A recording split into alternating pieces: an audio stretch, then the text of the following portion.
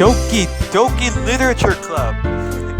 Okay, that was pretty cringy. Good morning, ladies and gentlemen. This is me, Harkness, and today I'll be doing a book review.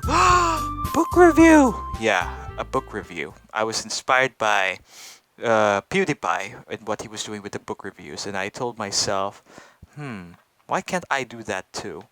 And not only that, just very recently, I got into reading as a hobby. I fell in love with it. Reading is really damn fun.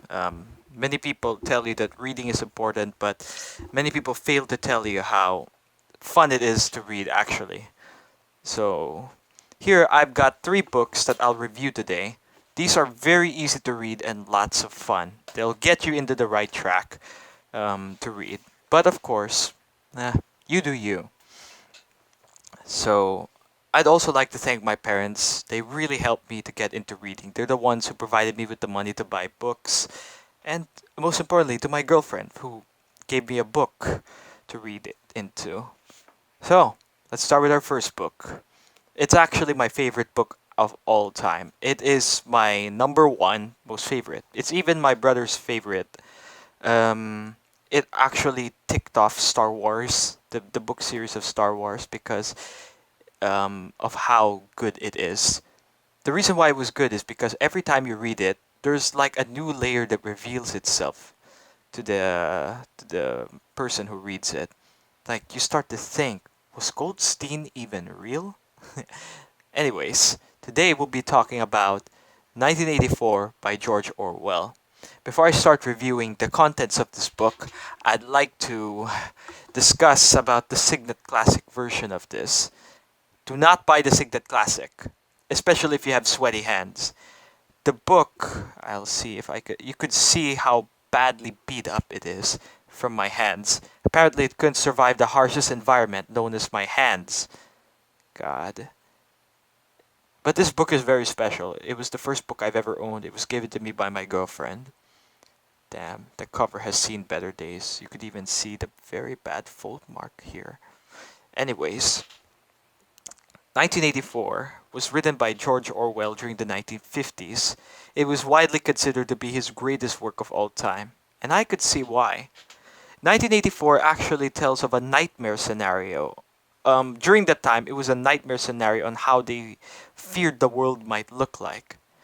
So, in the world 1984, the world becomes one long tragedy.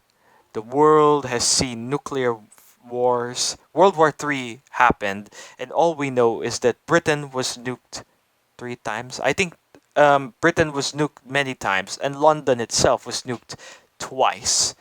Because of the horrors and the trauma of war, people decided to form their own ideology, a new homegrown ideology, so to speak. And after Civil War, this ideology took root. It is known as INGSOC, English Socialism. And not only that, revolution sparked all across Russia and Asia. And soon, Britain and the US and soon South America would unite to become Oceania, a supercontinent. Almost all of Europe, except Britain, would become part of Eurasia. And then almost all of Asia, including the Philippines, becomes East Asia. So those three superpowers are always battling it out on the new equatorial front. But our story focuses on London. London becomes renamed. London is now a distant memory. London is now called Airstrip 1. And in Airstrip 1, imagine this. Close your eyes and imagine. Everywhere you see rundown buildings, almost like a squatter, but you see helicopters passing by with searchlights, and then giant pyramid-shaped buildings. And in every street corner you go, there is a picture of a man with a mustache, and below are the most famous captions, "Big Brother is watching you." 1984 talks about surveillance, mass surveillance, and the control of language. The control of language is definitely the best part of this book. The slogan of the party is "War is peace, freedom is slavery, ignorance is strength." This deliberate irony is meant to undermine the meaning of peace and freedom, because how could you tell the difference between war, peace, freedom, and slavery when the meanings of these words have already been lost? Because of that, the people bow down to Big Brother. But of course, there's a resistance. There's a resistance of the people who want to overthrow Big Brother. Now, Winston Smith works in the Ministry of Truth. What is the Ministry of Truth? Well, if you listen to what I said earlier about how they undermine the meanings, I think you could figure it out that the Ministry of Truth, they actually doctor the truth. They're far away from the truth. The Ministry of Truth talks about war heroes that never even existed, about successful things, about rations, and etc. Winston Smith works in that. He's in the middle class, the outer party. But just like in Game of Thrones, they have their own politics, they have their own culture. The world is separated into three castes. The inner party, and we will soon meet a character named O'Brien, who is part of the inner party, who might be part of the resistance. Then the outer party, Julia and Winston, and then the proletariats, the dumb, uneducated people. So, Winston Smith soon starts to question everything in his world as soon as he starts writing a diary. Before you know it, he was so sporadic. His mind was just writing, down with Big Brother, down with Big Brother, down with Big Brother. If you're caught saying anti-party things, you're meant to love the party. If you're caught saying anti-party sentiments, you'll be caught by the thought police. The thought police will either send you to the Ministry of Love, who will torture you, or in a joy camp, which is basically a slave camp, or they'll just vaporize you. Yeah, not vaporize. As in, they won't just kill you. It's almost like you've never existed. Mentioning your name is a crime. It's almost like you were never there. And soon people will forget that you existed. And they'll forget that they forgot about that. And it's almost like your memory becomes it's almost like your existence becomes a distant memory. Because of that, people are always scared and terrified. And 1984 has always 1984 has a huge impact in our culture. In fact, when we talk about mass surveillance, we talk about Big Brother. And when we always talk about fake news and stuff, they always say, "Oh, you're the Ministry of Truth." In fact, a term used for the abuse of language was called Orwellian. Yeah. Orwellian has many meanings, but that is the most widely agreed upon meaning of Orwellian. Basically, the message of 1984 is to protect your freedom of speech and to protect your dignities. It's your human right to speak up. 1984 has shot into popularity after Donald Trump has been elected into president. I'm not saying Donald Trump is evil or whatnot. I'm just pointing out some facts. Whether or not you're leaning to the left or to the right, it doesn't matter. Read this book. It's really good. It will really open your eyes into surveillance and stuff and the abuse of language. I give this book a 5 out of 5. It's really good. And all of that will soon change for Smith once he meets Julia. Ooh. He will soon try to resist Big Brother. But if you've read a lot of Orwell's books, you'll know that the ending... Ooh. Oh man, I think I might have just spoiled you. So yeah. 1984 by George Orwell. If you enjoyed 1984, I could recommend A Brave New World by Aldous Huxley or Animal Farm. Really good books. Book 2. The second book we'll be talking about is my father's favorite book. This is actually the second book I've read. The second novel that I've read. It is none other than Lord of the Flies. Let me tell you a story. My father had a leadership seminar like a seminar about leadership. And they were given an assignment to read Lord of the Flies. So, basically the story goes like this. There's a plane flying over an island, and for some mysterious reason, the plane crashes down, and all of the adults in the plane are dead. So, because of that, the kids are soon marooned into an island. They don't know each other. There are a bunch of kids in the plane, choir boys, and we soon meet Ralph, the main protagonist of the book. He's smart, he is described as handsome and pretty. And then we have Jack. Jack is the leader of the choir boys, and and later in the book, he soon loves hunting. Then next is Simon, who is almost like the Jesus figure of the book, and then we have Piggy.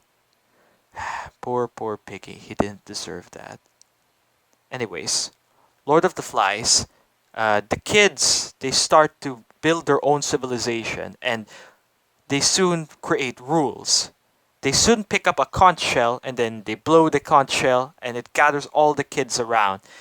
Uh, Simon, Ralph was the first dude with a conch shell, so he was elected to be the leader, and he was also handsome. Well, Jack was like, "Oh, I deserve to be the leader because I can sing soprano." Shit like that. So, so we soon see these kids and their attempt to build a community, to build something that they could live into the island. They soon start hunting pigs, eating fruits, stuff like that. But soon one of the little kids, I forgot one of his name, he starts talking about a beast, a monster. At first the kids dismiss it, but as time goes on, they start to fear this monster, and soon everything crumbles down into savagery. Like these choir boy kids, before you know it, they start dancing around the fire. They've given up their clothes for tribal outfits, and then face paints. Yeah, the face paints like represent them losing their grip into civilization, giving into their savagery. And then I don't want to spoil the book. It's really good. Go read it. But I'm gonna tell to you the meaning of Lord of the Flies. When my father was into that, when my father was in the lecture about leadership, there's a reason why the book was called Lord of the Flies. It was also a reference to the devil Beelzebub. Beelzebub is known as the Lord of the Flies. Because it's called Lord of the Flies because there are some people that they're disgusting. They have toxic personalities. You don't want to. They're just all around terrible people, and yet everybody wants to be with them because they hold a position of power. Like flies, they suck the fat out of those people, and they become lords of the flies. They're toxic, disgusting leaders, and yet everyone still follows them. So if you want to be a good leader, like my father, read this book. Absolutely great. I would give it a 4 out of 5, but if you ask my dad, he's like, bro, it's a masterpiece. It's a 5 out of 5. It's a modern classic. So yeah, read this book. Really good. Next book. The next book we're going to be talking about is, you probably watched this movie. It's a cult classic film. What's the name of the actor again? What's the name? I believe it's one of them is Brad Pitt. Also, this movie is very popular because not only is it really, in its own right, it's really good. It's very very quotable and very relatable to some people. Oh yeah, Edward Norton and Zach and and directed by David Fincher. It is none other than Fight Club by Chuck Palahniuk. Um, First off, I'm gonna tell you, rule number 1 of Fight Club: you do not talk about Fight Club. Rule number 2 of Fight Club: you do not talk about Fight Club. I want to discuss the themes of Fight Club, but if I do so, I'll be breaking the first and second rules, and the purpose of this book will be ruined. So I'll keep it a secret. I'm just gonna shut the hell up about it, but I'll tell you the story. The beginning of the story. The story starts out with our main protagonist with a gun in his mouth. So, with a gun in his mouth, all he could say is vowels. And he starts to wonder, damn, where has this gun been? Disgusting. And then his friend Tyler Durden is like, bruh, there are some bombs rigged into this building, and we're gonna watch it all crumble. And then soon, our unnamed narrator is like, oh yeah, I soon remember before the bombs and the revolution, before Tyler Durden. And then a flashback. We soon find ourselves squeezed between the tits of a man. His name is Bob. Bob has bitch tits. Bob used to be a heavyweight macho lifter, but after injecting a lot of steroids, his body balanced it out with estrogen, and then before you know it, he developed bitch tits. Now, our main protagonist, why is he here? Why is he at testicular cancer when he doesn't even have testicular cancer? The reason is simple. He has insomnia, and he found the perfect way to fall asleep, which is to cry his fucking eyes out. So yeah, he becomes addicted to it. He starts attending a lot of seminars. One example is the brain parasite seminar. We soon hear about a lady named Chloe. Chloe is on her last legs. She's skinny, almost like a cancer patient. She lost all her hair, so she ties a scarf into her head, and then she starts to share about her experiences. She's like, I'm not afraid of dying anymore, but my God, before I die, I want to get fucked. I've got pornography. I got little beats and shit. So yeah, that's the only way he found out how he could sleep. And not only that, the main protagonist absolutely loathes his job. He becomes jaded with the materialistic possessions of the world. In fact, one line in the book, the one line in the book perfectly sums up how much he hates the capitalist modern society of the world. Oh, Tyler, please deliver me. Oh, Tyler, please deliver me. Where is that? Deliver me from Swedish furniture. Deliver me from clever art. May I never be complete. May I never be content. May I never be perfect. Deliver me, Tyler, from being perfect and complete. So yeah, he's absolutely jaded, and he looks into Tyler like not just a father figure. He looks into Tyler like his best friend. They soon become the best of friends. But he meets Tyler in a nudist beach. This is where the difference between the film and the book start to diverge. But the film is pretty faithful. It doesn't. I'm gonna stop right there. If you haven't watched Fight Club, the book and the film both have their quirks. The benefit of the book is that what do you call that again? You get to see the thoughts of Tyler Durden. It's really fun. It's hilarious at times. I couldn't help but chuckle while I'm at the jeepney reading this book. But the great thing about the movie is not only is it's pretty faithful, and not only that, bro, we're looking at Brad Pitt and Edward Norton on their primes, on the heights of their careers. It's really good. Whether or not you watch the book, you watch the film, excuse me, you watch the film or read the book, it doesn't really matter. Fight Club is really good, and it's almost like a coming of age story for adults. And depending on your age and your mindset, you can interpret the meaning of the book and the film. The book has a bit of a more depressing ending, but the film leaves with a more happier, upbeat ending. I read this book in a very strange point in my life. I rate it 4.5 out of 5. I'm sorry I can't discuss the themes of it, because if I do, I'll undermine what this book is trying to teach, and they'll get my testicles. They'll cut off my balls. So, no. Project Mayhem is going to come out, and then they're going to be like, we're going to get your balls. So yeah, those are the 3 books I recommend.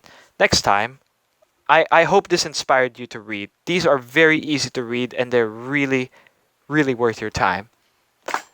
The next book I'm probably going to review is Fahrenheit 451, The Alchemist by Paulo Coelho, and probably Heart of Darkness or Animal Farm. And I hope you do your homework and start reading, because reading has been down recently. Not a lot of people have been reading has been reading, statistically speaking, but I hope I could do my part. And remember, folks, life is always beautiful. Make the best out of it. Thanks for watching. I see all this potential, and I see it squandered.